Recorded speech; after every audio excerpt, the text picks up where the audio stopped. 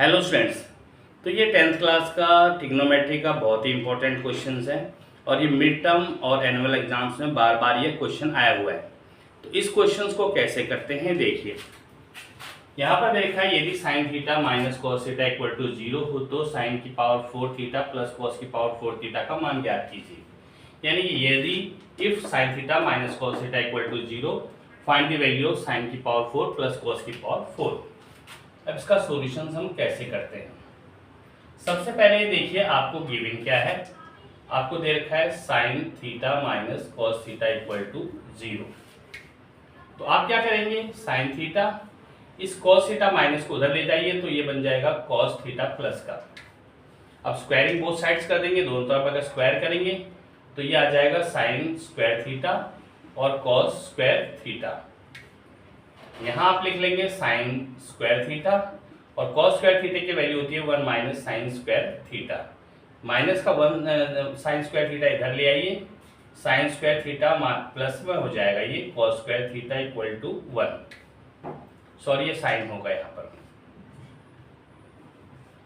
अब हमारे पास देखिए साइन साइन हो गया तो 2 sine square theta equal to 1 और sine theta sine square theta की वैल्यू आ गई 1/2। ये साइन स्क्वायर थीटा की वैल्यू आ गई। इसी तरह अगला स्टेप हम करेंगे। ये दिया हुआ है हमें sine square theta sine theta minus cos theta equal to 1। यहाँ लिखेंगे sine theta equal to cos को उधर ले जाएंगे तो कॉस थीटा हो जाएगा, यहाँ 0 था आपका। अब फिर स्क्वायरिंग बोथ साइड्स करेंगे तो ये आ जाएगा आपका sine square theta equal to cos square theta. पहली बारी में हमने क्या किया था, कॉस को तोड़ा था। अब आप साइन को तोड़ दीजिए। साइन का होता है 1 minus cos square theta equal to cos square theta. 1 ये माइनस का कॉस स्क्वायर थीटा उस साइड जाएगा तो ये आ जाएगा कॉस स्क्वायर थीटा प्लस में कॉस स्क्वायर थीटा। तो यहाँ पर आ जाएगा 1 equal to 2 cos square theta. अब हमारे पास 2 कॉस स्क्वायर थीटा आ गया इक्वल टू 1। तो कॉस स्क्वायर थीटा की वैल्यू जो आ गई 1/2 आ गई। ये दो वैल्यूज हमने निकाल दी है। अब हमारा तीसरा स्टेप क्या आएगा, देखिए हमें तो वैल्यू निकालनी है साइन 4 थीटा प्लस में कॉस 4 थीटा की।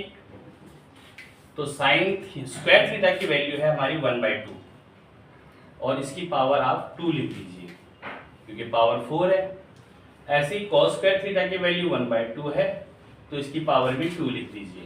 1/4 प्लस 1/4 एलसीएम लेंगे तो 4 आएगा, 1 प्लस 1 तो 2/4 कैंसिल कीजिए आप तो ये 1/2 आपका आंसर आ गया।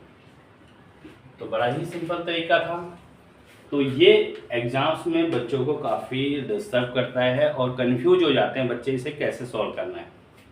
तो आपको ये वीडियो कैसी लगी, अगर आपको पसंद आई हो इसे लाइक शेयर और मेरे इस चैनल को फॉलो कीजिए। Okay students.